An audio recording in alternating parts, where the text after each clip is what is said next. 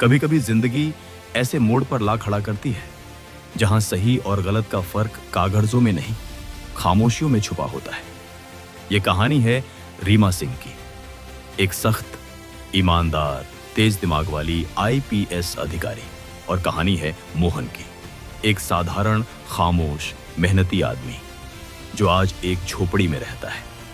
लेकिन 5 साल पहले ये दोनों पति पत्नी थे। रीमा और मोहन की मुलाकात कॉलेज के दिनों में हुई थी। रीमा पढ़ाई में अव्वल थी।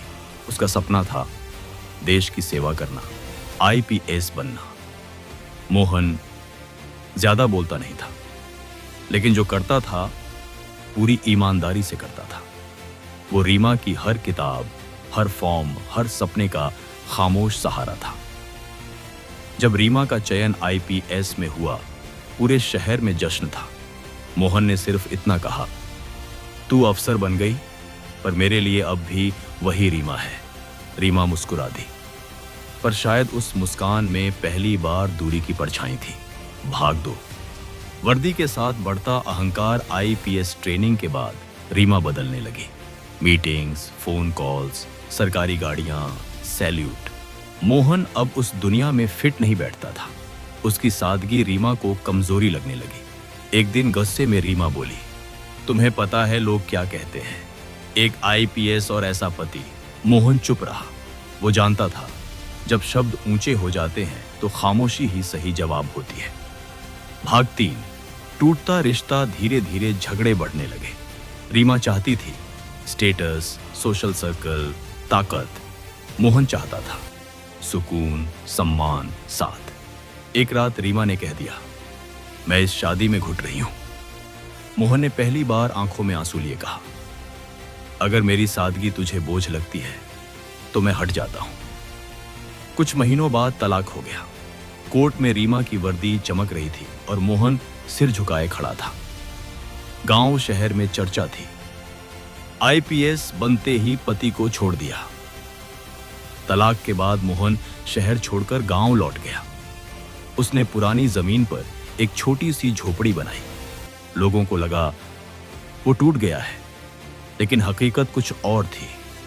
मोहन ने गांव के बच्चों को पढ़ाना शुरू किया, नशे के खिलाफ आवाज उठाई, गरीबों के लिए मुफ्त इलाज की व्यवस्था करवाई, बिना किसी पद, बिना किसी नाम के। 5 साल बीत गए। रीमा अब कई बड़ी पोस्टिंग देख चुकी थी, लेकिन उसकी निजी जिंदगी पूरी तरह खाली थी। रातें फाइलों से नहीं, यादों से डराने लगी थी। एक दिन उसे सूचना मिली, एक गांव में अवैध शराब माफिया खत्म हो गया है, बिना पुलिस फोर्स के। रीमा चौंकी। जब फाइल देखी तो गांव का नाम था मोहन का गांव। जब कच्चे रास्ते पर रुकी तो पूरा गांव जमा हो गया। लोग फुसफुसाने लगे, आईपीएस आई है। रीमा झोपड़ी के सामने खड़ी थी। वही मिट्टी, वही सादगी।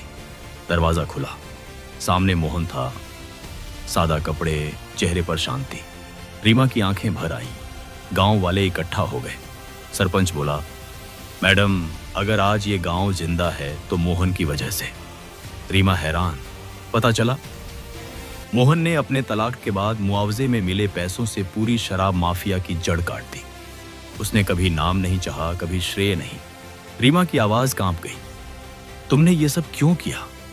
मोहन मुस्कुराया, क्योंकि कोई तो होना चाहिए जो बिना वर्दी के भी देश की सेवा करे। चाचा हमें अफसर बनना सिखाते हैं, बूढ़ी औरत बोली। बेटा भगवान है। रीमा घुटनों के बल बैठ गई। जिस आदमी को उसने कमजोर समझा था वही सबसे मजबूत निकला।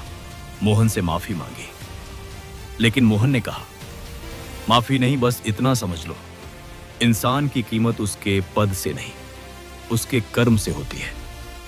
रीमा ने उस झोपड़ी को सलाम किया। गांव आज भी कहता है वो आईपीएस थी, पर असली अफसर इस झोपड़ी में रहता है।